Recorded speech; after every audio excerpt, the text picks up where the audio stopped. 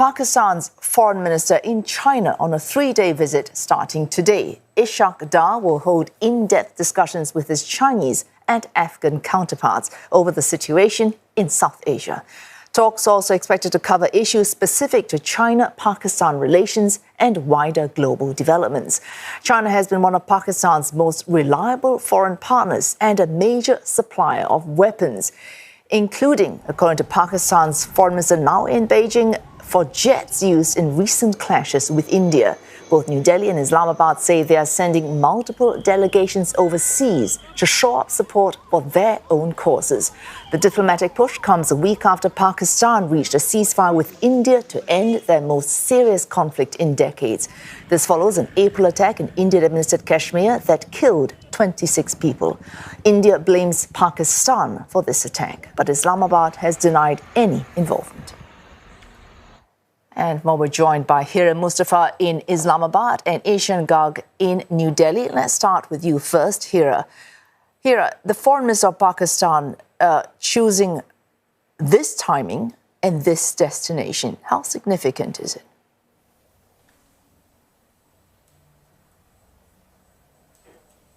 Well, this visit of Foreign Minister Ishaq Dar to China is considered a very significant one, according to the many experts here in the capital, as this is the first time he's visiting China after the military standoff between Pakistan and India that happened last week, especially after the aftermath of Pahalgam terror incident that happened in Indian-administered Kashmir.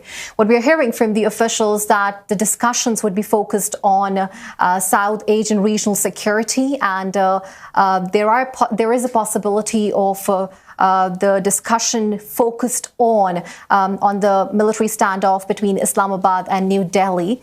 What we are hearing from the officials is also that this visit of Foreign Minister Ishaq Dar is a part of tripartite talks that are due to be held this week between Afghanistan, China and Pakistan.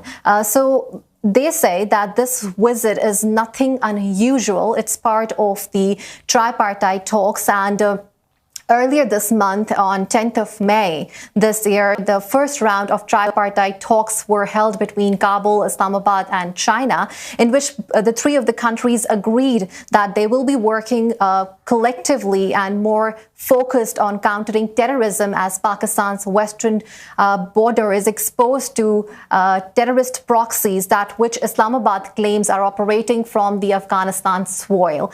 So this is what we are hearing from the officials in terms of the tripartite talks that are to be held in China this week. And experts here are telling that this visit is a significant one in that context, as India is blaming Pakistan for the Pahalgam terror attack, which Islamabad is clearly denying. So these three countries, Afghanistan, China and Islamabad, will be focusing on the terrorism, as China is also considering to hold bilateral talks on a range of issues like terrorism, as it is also affected by the terrorist groups like Tehreek-e-Taliban Pakistan, which have been targeting the Chinese workers who are working on China-Pakistan economic corridor projects in Pakistan.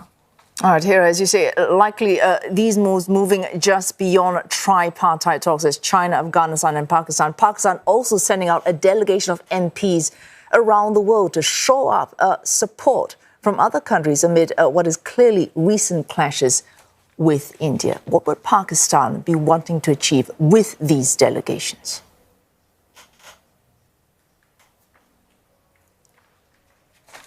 Well, absolutely. Yes, Pakistan is sending a high-level delegation to Brussels, Washington, Paris and other capitals of other countries to represent Pakistan's stance at the international level, especially the tensions amid the conflict, especially because of the tensions that are running high between India and Pakistan. Pakistan's Prime Minister has tasked former Foreign Minister Bilawal Bhutto Zardari to lead the Pakistani delegation, and delegation includes former foreign secretaries like Jalil Abbas Jalani, Tahmina Janjua, former foreign ministers Hina Rabbani Khar, Dastagir Khan, and senators like Sherry Rehman and Faisal Sabzwari, along with the climate minister, who are going to represent Pakistan's international stance with regards to the Indus Water Treaty, a major water sharing agreement which has been unilaterally suspended by India.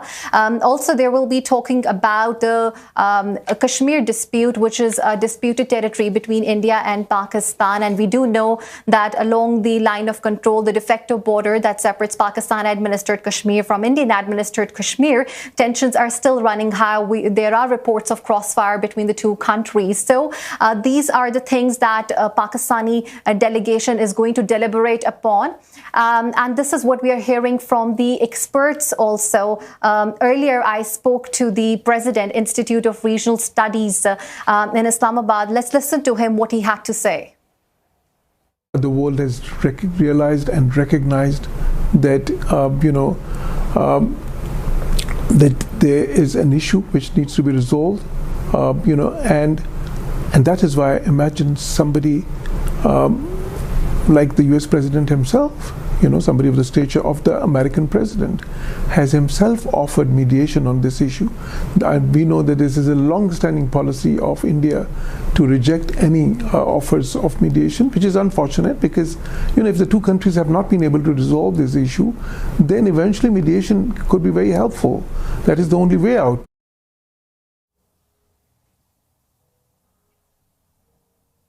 So yes, as we heard the expert also talking about that third-party mediation is important to resolve this outstanding dispute of Kashmir between both the countries. And in that context, Pakistani officials are saying that they are planning to send more delegations in the coming week to deliberate on the Indus Water Treaty and also this outstanding long dispute of Kashmir between both the countries. Oh, thanks, Hira. Let's get to you now, Ishan.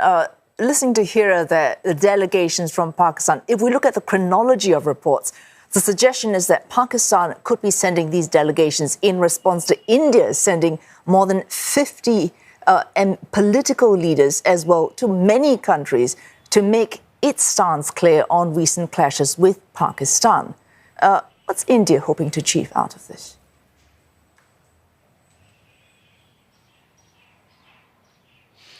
Well, call it a diplomatic offensive, call it a diplomatic outreach. This remains the biggest diplomatic exercise India has taken on in the past few years. 59 members of the Indian Parliament, not only from the ruling coalition, but also from opposition parties, they are going across the world to countries that India considers its partners in Asia, in Africa, in Europe, in the Americas, and also across Asia as well. And their message is going to be what the Foreign Ministry has said time and again, that India's operations on Pakistani territory were operations against terrorist camps. Now, there is scanty information available as to what the precise message this delegation is going to carry to several countries across the globe. But if the Indian communication with its partners here in New Delhi is anything to go by, the talks are likely to focus on India's version of events, which it says it wants to highlight the fact that its military strikes on Pakistani territory, which happened during Operation Sindoor, were targeted, were precise, and the idea was to get rid of terrorist activity on Pakistani territory. The communication that we have received from one leading minister in the Indian government says that what these delegates are going to do is carry the message of zero tolerance against terrorism. So that is certainly going to be the highlight theme of the Indian delegates traveling there. But another theme that many experts say is going to dominate these conversations is how exactly did the ceasefire between India and Pakistan come about, with the US saying that it mediated a truce and India saying that a ceasefire agreement between New Delhi and Islamabad came about by a bilateral talk without a third-party intervention.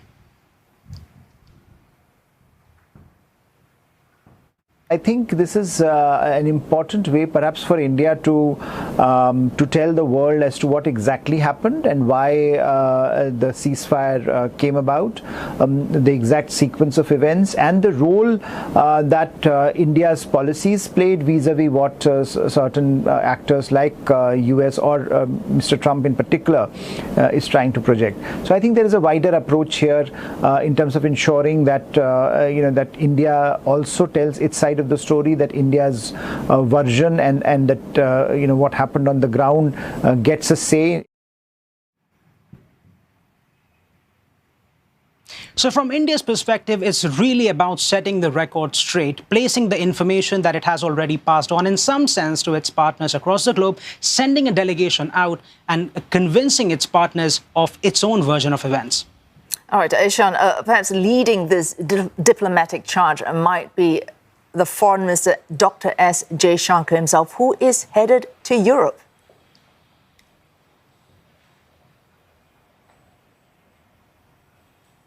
Certainly, he has already landed in the Netherlands as part of his three-nation tour. He is going to be speaking to the leaders of the Netherlands, Germany, as well as Denmark.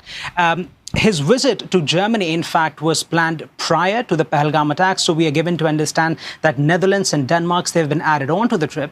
And his message, once again, to these three countries is going to be one of stating India's position and getting the world to coalesce around the message of anti-terrorism, because that's what Indian government has been trying to tell its partners worldwide.